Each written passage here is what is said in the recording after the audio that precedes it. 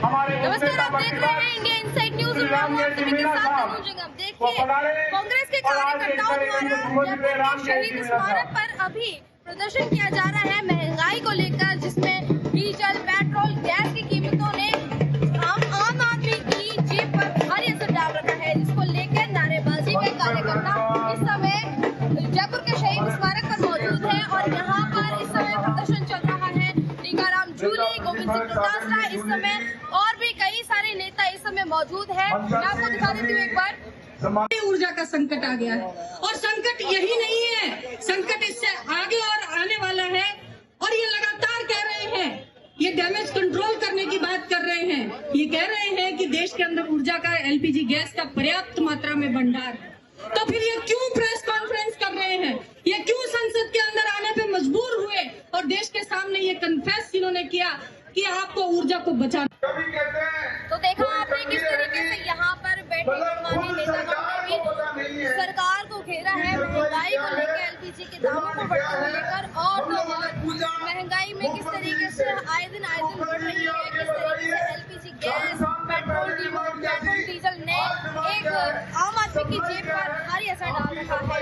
उसको लेकर यहाँ कांग्रेस कार्यकर्ताओं ने सरकार को घेरा है और किस तरह की चीजें आपने देखने को मिली है। कैमरा पर्सन के साथ मैं किसकी उपभोक्ता का 1 रुपया कम नहीं हुआ। पेट्रोल डीजल के जो लाइसेंसदारी उनका 1 पैसा कम नहीं हुआ। ये तो कंपनियों को दिया है भाई साहब, जो 1000 करोड़ रुपए प्रतिदिन से 11.5 साल से लूट रहे थे, उसमें से कंपनियों को दिया है। जो लेना ही नहीं चाहिए था वो थोड़ा बहुत दिया है। इसमें आम उपभोक्ता पे क्या फर्क पड़ा? 1 रुपया 1 पैसा सस्ता नहीं हुआ तो उपभोक्ता को कोई लाभ नहीं। ये जो पेट्रोल पंप धारी, जो लाइसेंसदारी, इनको कोई फायदा नहीं। किसको दिया? अपनी कंपनियों को। सरकार के लिए हम पे भरोसा रखो, कोई किल्लत नहीं है। क्या झोला उठा के चल देंगे? काय का भरोसा रखो। जब सर्वदलीय बैठक की मांग की थी राहुल गांधी जी ने और खड़गे साहब ने, तब इन्होंने मना कर दिया कि ये तो राजनीति कर रहे हैं। अब सर्वदलीय बैठक दिल्ली में बुला रहे हैं, यहाँ बुला रहे हैं और बुला के ये कह रहे हैं कि कोई कालाबाजारी नहीं है, कोई कमी नहीं है, जबकि सही स्थिति ये है कि लाइनें लगी हुई हैं पूरे देश के अंदर। राजस्थान के अंदर गैस की सप्लाई नहीं हो रही है, उद्योग बंद हो गए हैं, सब कुछ तबाह हो रहा है और ये कह रहे हैं कि आप विश्वास रखो। यही नोटबंदी के समय कहा था, लोग परेशान हो गए। यही कोरोना के समय कहा था, लेकिन लाखों लोग मर गए।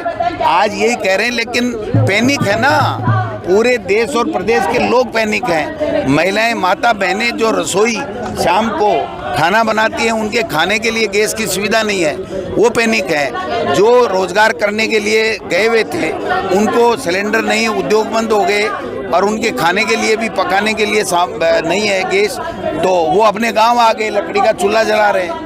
तो क्या कर रहे हो आप? क्या भरोसा रखें आप पे? की हालत को लेकर आप चिंतित हैं क्या? चुनाव के बाद क्या होगा? नहीं, चुनाव, बंगाल के चुनाव के बाद में इतनी महंगाई बढ़ेगी, इतनी क्राइसिस आएगी कि शायद देश के प्रधानमंत्री जी, कहीं प्रधानमंत्री जी झोला उठा के ना चल दे। डोटासरा जी, प्राइवेट कंपनी ने 5 रुपये और 3 रुपये डीजल की रेटें बढ़ा दी, तो क्या लगता है कि अब ये तो सभी बढ़ाएंगे? ये तो गवर्नमेंट वाली जो है उनके लिए तो बंगाल चुनाव और बीजेपी ने रोक रखा है, बाकी वो तो सब बढ़ाएंगे। जब आप बताइए 70 रुपए से 135 और 150 तक प्रति बैरल पहुंच जाएगा डॉलर, तो कौन नहीं बढ़ाएगा? बढ़ाएंगे। वो कोई घाटा खाने के लिए सौदा थोड़ी करेंगे, आप बताइए।